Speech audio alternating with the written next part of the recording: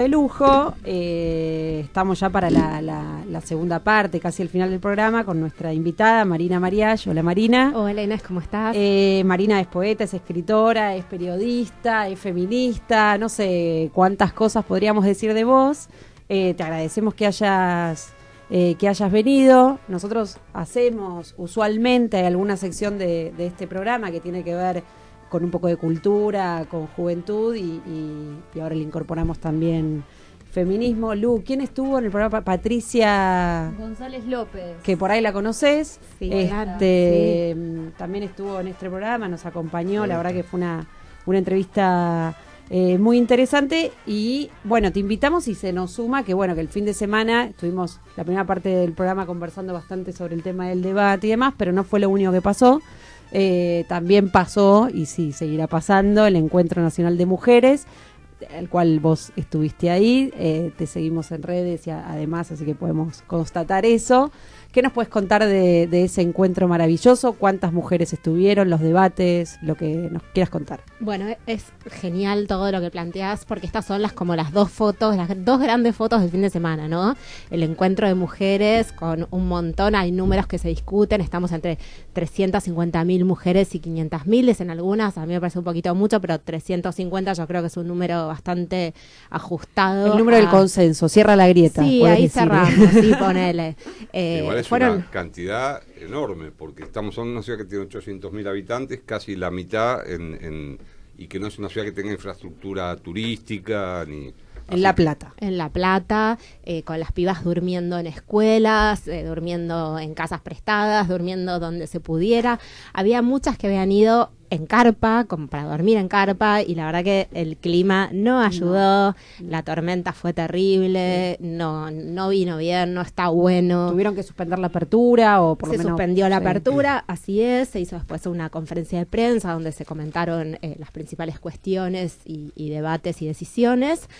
Por ejemplo, un debate que estaba muy, muy candente antes del encuentro y que todavía sigue en discusión es el cambio de nombre del Encuentro Nacional de Mujeres, que hace 34 ediciones, que se viene llamando así, y que este año se venía comentando que se iba a cambiar a Encuentro Plurinacional de Mujeres, Lesbianas, Travestis, Trans y No Binarias, de mujeres y disidencias, para hacerlo breve, pero también hace falta nombrar a todas esas disidencias para que se hagan visibles. Y pasó algo muy extraño, que, no sé si quieres que te lo comente ahora. Qué sé yo, extraño, lo digo un poco irónicamente, que es que después de una marcha multitudinaria que se dio el domingo a la noche, 80 cuadras de marcha, chicos. O sea, es mucho, muchas personas, muchas pibas que fueron por primera vez. Esto quizás tiene que ver con la cercanía a la capital federal, hay que decirlo, también somos un país muy unitario en ese sentido, es algo que tenemos que trabajar entre todos. Había escuchado un número acerca de que en el anterior habían participado, como si te dijera razón, de 15 estudiantes secundarias, no recuerdo exacto el número, pero digo un número muy menor en el cual estaba Ofelia, y ahora eran, no sé, cientos. Sí, ayer con Lu Pecker, se hablaba, justamente Lu Pecker hablaba de que en 2017 fue una de las primeras ediciones en las que fueron las estudiantes secundarias organizadas, entre las que estuvo Ofelia, que hoy es candidata a legisladora por la ciudad. Pero sí, no sé si 15, tan poquitas, pero sí es una notoria ascensión en el número. Bueno, mi hija estuvo entre las que fueron por primera vez al encuentro, así que estuve ahí tirándoles unas medialunas, unos mateses calentitos.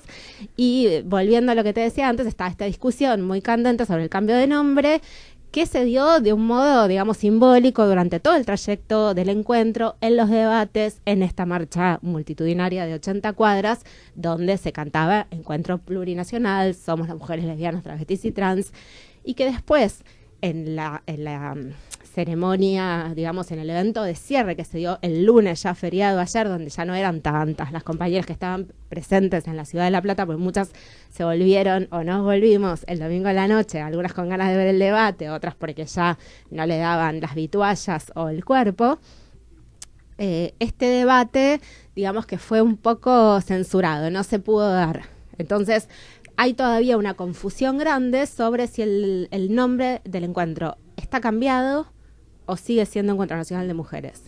Marina, hay una pregunta. ¿Cuáles serían las posiciones sobre el cambio, tal como vos lo formulás, o no? ¿Cuál sería el debate?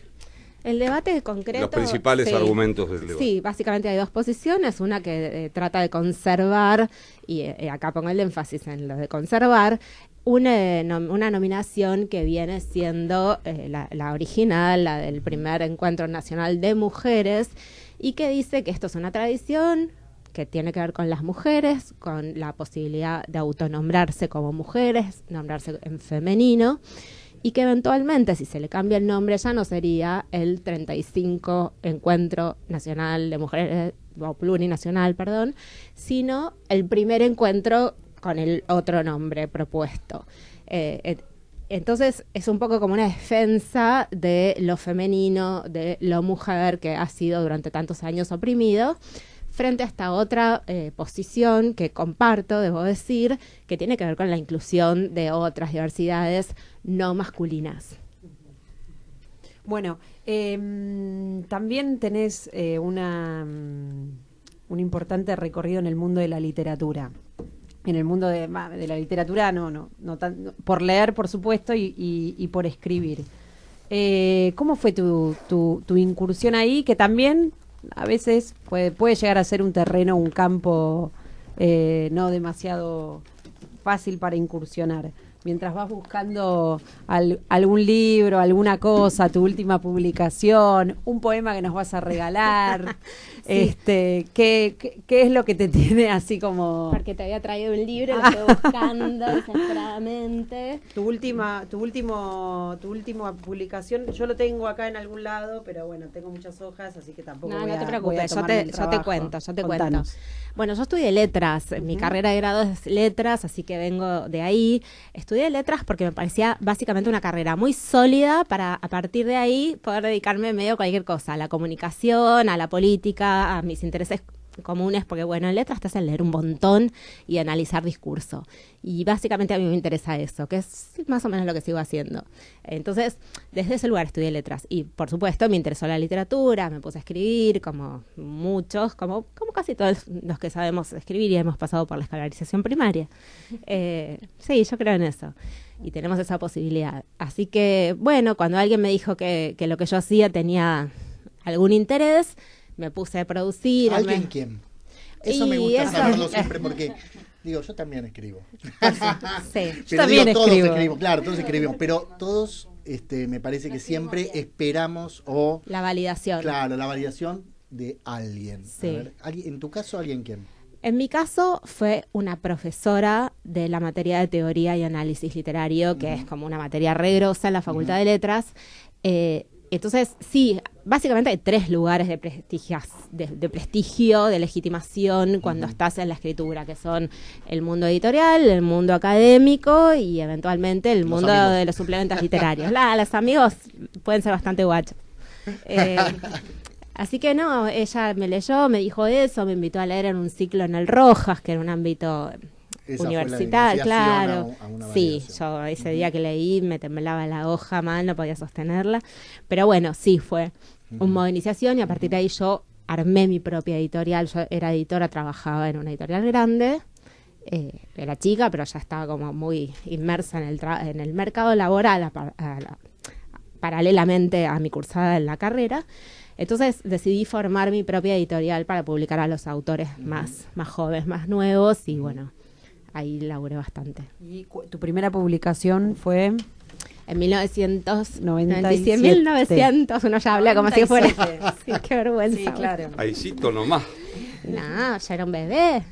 No era ningún bebé, era grande. Ya estaba grande. En 1997. En 97, claro, armé esta editorial. Bien, bien. Y que nosotros acá alguna vez estuvimos conversando un poco en esta idea de qué puede haber de distintivo en la propia literatura, sea prosa, sea una novela, sea que vaya como instalando o tratando los temas de agenda del feminismo, digamos. ¿Qué vínculo hay en esos dos mundos o vos cómo los encontraste? Es súper interesante tu pregunta porque yo creo que es un tema de tensión permanente y más en este momento, por lo menos para mí, con el tema del feminismo y del género.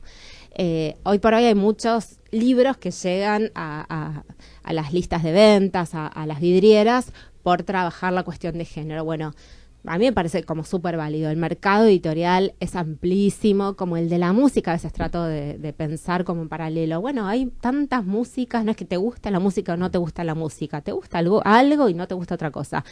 Digo, me parece válido, pero personalmente a mí lo que me interesa es ese plus del que vos hablás, que es lo que se puede aportar desde un lugar singular, que por ahí tiene que ver más con un trabajo, con el lenguaje, que con... ¡Ay, no! ¡Qué horrible que es escucharme! Odio mi voz. Acá nuestra administradora de redes la filmó y no sé por qué puso el video. Que tiene más que ver con eso, con aportar esa singularidad, esa mirada propia, más que con apropiarse de consignas que ya están cristalizadas y que sí, hacer como una literatura panfletaria. Eso me parece como que es como dar de comer de lo que ya tenemos, de lo ¿Y que qué, ya sabemos. qué títulos hay interesantes en esa beta? Bueno, a mí, por ejemplo, la literatura de Gabriela Cabezón Cámara me parece súper interesante, es una compañera mía. Gabriela hace varios años que está luchando en el mercado, hace por lo menos 20 años que está metida, navegando en ese mercado, ¿no? Sí. Más nuevo que tenemos. A ver, déjame pensar. Gabriela ya ha llegado, por ejemplo, a que algunos medios ya difundan muy fuertemente su obra, es hoy una ya está instalada, ¿no? Es parte del... Claro. ¿Te referís a jóvenes que... Sí, jóvenes. Mira. No porque ya no sea joven, sino... No, bueno, en la producto literatura estos 2 o 3 tenemos últimos años, ¿no? En la literatura tenemos esta cosa de que somos jóvenes hasta los 40 y pico largos, claro, porque se llega tarde. En la política también. Sí, por supuesto, claro. Y bueno, y con Gabriela somos compañeras de cátedra. Acá a la vuelta damos clases en la UNA, en una carrera muy linda que se llama Artes de la Escritura. Y nada, es una genia, pero sí, de los más jóvenes hay una escritora que se llama Magalí Echevarne, Olivia Gallo, que tiene 20 años, se publicaron hace muy poquito ellas en un sello que se llama Tenemos las Máquinas. ¿Qué escribe? ¿Poesía? No, narrativa. Yo te estoy hablando de narrativa, pues sé que la poesía es como complicada para algunos lectores, es tipo, hay como unos preconceptos de que la poesía tiene que ver con la expresión de los sentimientos, algo catártico, algo de sufrimiento. Bueno, esto sé que funciona todavía, aunque para mí no es así para nada. Pero bueno, sé que funciona, entonces te estoy hablando básicamente de narrativa. Hay autoras también muy buenas que están publicando en una editorial que se llama Rosa Iceberg, que publica solo autoras mujeres, que son, por ejemplo, Marina Yuksuk, que tiene un libro impresionante que se llama La Inocencia. Este libro lo publicó por Blati Ríos. Son todas editoriales independientes que a mí me interesan muchísimo porque se animan más a publicar cosas raras, cosas que se salen de la norma, que no son confortables a la lectura del lector común, digamos, del lector de suplemento literario como mi padre, que está esperando que le den algo que lo tranquilice y que lo deje en su mismo lugar. A mí me gusta esa literatura que te saca del lugar en el que estás. ¿Ya han sobrevivido esas editoriales estos años o están ahí en una situación compleja y asfixiada? Adivina. Qué boludo, ¿no? Qué pregunta boluda.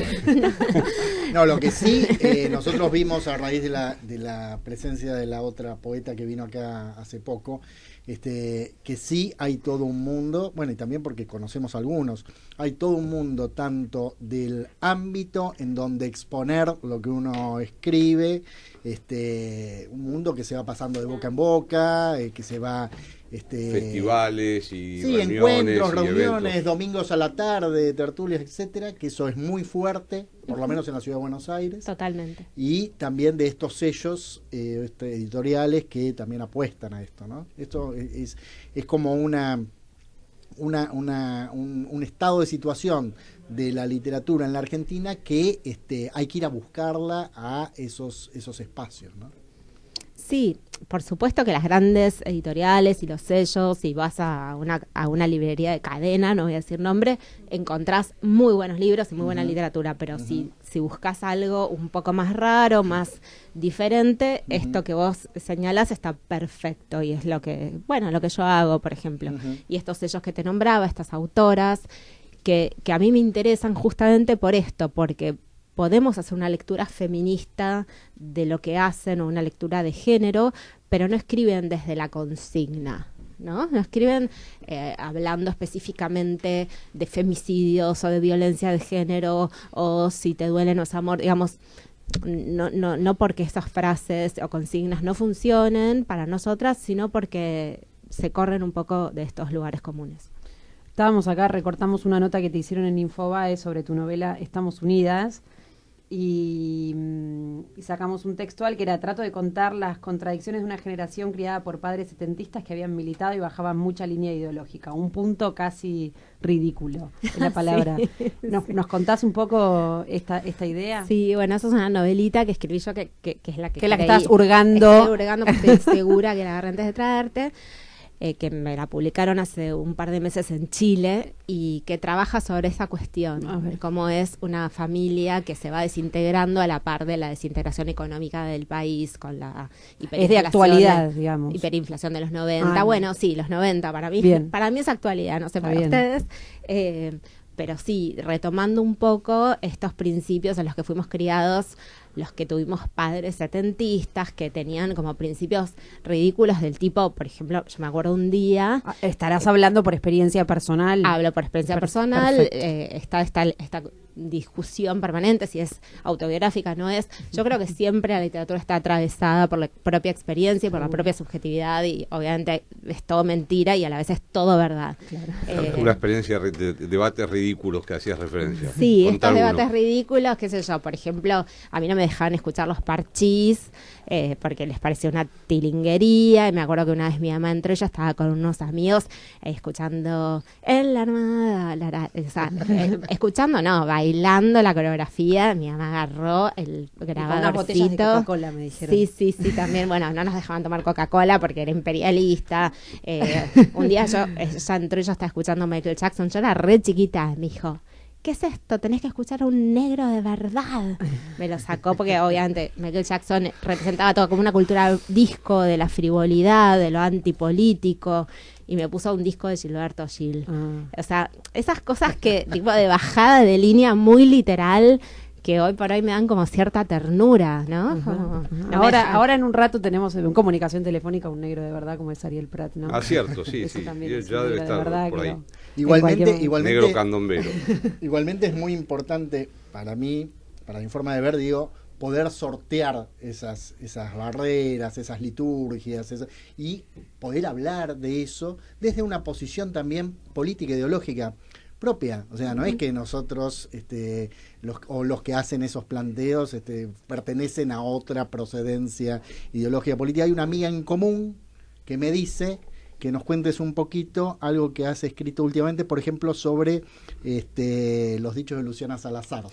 Sí, hace poco escribí sobre Luciana Salazar y sus reflexiones políticas, porque me causó mucha gracia cómo la denigraban en las redes por su condición de vedette. O sea, yo la vi en la aparición que hizo en el programa de Marcelo Tinelli, que no lo miro habitualmente, pero vi el recorte donde, bueno, ella era bastante... ¿Tus padres no te hubiesen permitido ver a jamás. No. Sí, podés seguir. No, una vez estaba viendo tele y mi papá me cruzó una cachetada, pues estaba viendo Andrea del Boca, o sea, me la cruzó una cachetada, me llevó de la oreja a la habitación. No, o sea, tipo no heavy. Voy a preguntar dónde militaban tus padres, pero me puedo imaginar. Muchas cosas que los conozcas. Heavy. Es muy probable que sean compañeros de fútbol. No, yo soy un poquito más joven que los padres, pero no tanto. Seguramente la estela generacional heavy, no, así. ¡Qué personaje! Sí, bueno, y la de Luli me parecía que digo, obviamente está todo este rumor de que tiene informantes, de que está operada. Bueno, en un punto la pregunta es, ¿qué periodistas no hablamos desde las fuentes, con información? Está bien, o sea, se puede sospechar un montón de cosas, pero atacarla desde su aspecto físico o porque estaba hablando en tanga de política, me parecía que, bueno, que se podían atender de todos modos sus observaciones, que aparte fue una de las pocas que la repegó en un par de datos que tiró. Entonces, bueno, esa nota tuvo bastante repercusión. Nos queda poco tiempo, lo tenemos a Ariel también que va a estar conversando con nosotros. Se entregó hace poquitito el Premio Nobel de Literatura. Sí. Yo te pregunto sobre eso, se entregaron 2 juntos en medio de un escándalo, creo que el del año pasado. Sí, el año pasado no se entregó, así que este año se entregaron 2 juntos. Se lo entregaron a Olga Tokarczuk, sí. Yo a ella todavía no la leí, pero soy bastante conocida, amiga de la chica que la traduce, así que la tenía nombrada y la tenía como ganas de leerla. Y bueno, y por otro lado está el premio de... el que salió ahora... Se me fue el nombre. Sí, ¿cuál? El de este año, el austríaco. El austríaco, sí, Hanke. Hanke. Peter Hanke. Sí, me salía Haneke, el director Hanke. de cine. Se me cruzaron los nombres. Hanke, que sí, que es un clásico y que es un genio, que lo he leído hace varios años ya. Sí me dio mucha gracia en ese sentido, como un ex marido mío hizo un listadito de cuántos premios Nobel se les dieron a europeos, a africanos, a norteamericanos. ¿Cómo da ese cálculo? Y da muy mal para nosotros los latinoamericanos. Así que bueno, los invitamos a los del premio Nobel a leer Latinoamérica. Bueno, muy bien. Bueno, muchas gracias, Marina Mariach. Ella es escritora, es periodista, es docente. Estuvimos haciendo un breve recorrido por lo que fue el Encuentro Nacional de Mujeres, o próximamente se llamará distinto. El próximo va a ser en San Juan. En San Luis. En San Luis. En San Luis, bueno, ahí me confundí entre San Juan y San Luis. Vamos a un pequeño separador y te invitamos a mantener la comunicación con Ariel Prat, el negro en serio del que te habíamos hablado. ¿Tenés problemas con tu compañía de celular? ¿Tu prepaga te negó la cobertura de un medicamento?